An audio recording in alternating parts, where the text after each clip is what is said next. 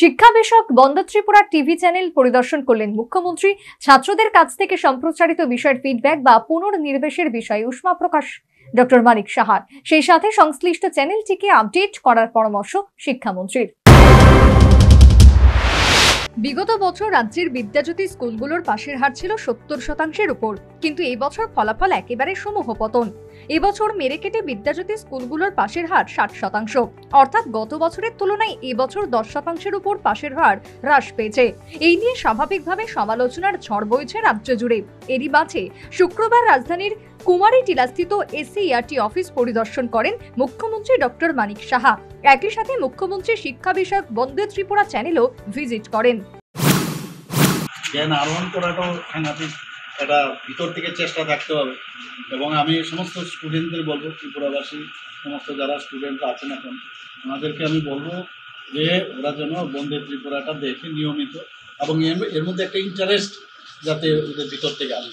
আর আমি যা শুনলাম, খুব ভালো টিচাররাই এই বন্দে ত্রিপুরার মাধ্যমে এখানে টিচিং দান করেন। কাজেই আমি নিশ্চিত যে এই বিষয়ে আরও প্রচার প্রসার দরকার। ওনাদেরকে আমি বলেছি প্রেস কনফারেন্সের মাধ্যমে আপনারা আরও এটাকে প্রচার প্রসার করুন, তাহলে মানুষ জানতে পারবে। পিএম বিদ্যা নিয়েও যে 5টা চ্যানেল, এটা নিয়েও স্যার একটু যদি 5টা চ্যানেল আমি প্রথম দেখলাম, এর আগে আমার আইডিয়া ছিল না, তো ভালো লাগলো। এখানে আমার আইডিয়া একেবারেই ছিল একটাই চ্যানেল আমি দেখতাম, মানে বাড়িতে বসে। তো আমার মনে হয় যে সবকটাই ভালো, উৎকৃষ্ট মান। এদিন মুখ্যমন্ত্রী ছাত্রদের কাছ থেকে সম্প্রচারিত বিষয়ের ফিডব্যাক বা পুনর্নির্দেশ করা হচ্ছে না বলে উষ্মা প্রকাশ করেন। এটা লাভ হচ্ছে কি লাভ হচ্ছে না, ওনাদের কাছে ফিডব্যাক নেই। তো আমি বললাম যে আমি নিজেও স্কুলে যাব, কোনো স্কুলে গিয়ে আমি জিজ্ঞেস করবো তোমরা দেখো কি না। তো আমি বলছি যে এটার মধ্যে কিন্তু থিন চান্স কেউ বলবে, কারণ আজকাল একটা অভ্যেস হয়ে গেছে যে স্কুলের পরে সবাই দৌড়াই মাস্টারের বাড়িতে।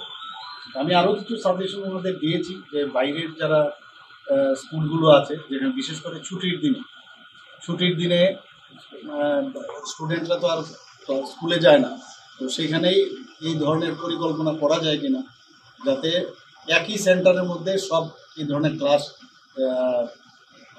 ওখানে দেখানো যায় কিনা, এরকম একটা ব্যবস্থা। সেই সাথে সংশ্লিষ্ট চ্যানেলটিকে আপডেট করার পরামর্শ দেন মুখ্যমন্ত্রী তথা শিক্ষামন্ত্রী ডক্টর মানিক সাহা। কিন্তু মানে সুখাদিত তো শেষ নেই, আরও বেটার করতে হবে। আজকে প্রথমবার আমি এলাম এখানে, সে অনেক কিছু জানলাম, বুঝলাম। স্টুডিওটা আরও আপডেট করতে হবে। আমি ওনাদেরকে কিছু, যেমন একটা উদাহরণ দিলাম যে পেন ড্রাইভের মাধ্যমেও যদি আমরা স্টুডেন্টদের, অনেকে আছে স্টুডেন্ট যে ঘরে যখন তার সুবিধা মতো সে পেন ড্রাইভের মাধ্যমে, যেগুলো অলরেডি চ্যানেলাইজড হয়ে গেছে, অলরেডি সেগুলো লাইভ হয়ে গেছে, তারও যদি পেন ড্রাইভ হয় বা মানে কেউ যদি রেজিস্টার করে স্টুডেন্টরা যে আপনি আমাদের কাছে যদি আমরা আমার ইমেইলে অ্যাড্রেস বা অনলাইনে যদি পাঠানো যায়, তাহলে স্টুডেন্টরাও, ওনারা বলছেন যে ইউটিউবে একটু দেখো সম্ভব। বললাম ইউটিউবের থেকে তো অনেক, ইউটিউবে তো সার্চ করতে হবে, তো ওদের কাছে যদি ওইভাবে অ্যাপ্রোচ করা যায়, অনেকে রেজিস্টার করবে, ওনাদেরকে আপনারা পাঠান। এদিন সাংবাদিকদের প্রশ্নের উত্তরে মুখ্যমন্ত্রী বিদ্যাজ্যোতি স্কুলের এই বছরের ফলাফল নিয়ে উদ্বেগ প্রকাশ করেন। সেই সাথে বলেন, কেন এই ধরনের ফলাফল হলো তা নিয়ে পর্যালোচনা সহ ব্যবস্থা গ্রহণ করা হবে। Bureau report, news vanguard.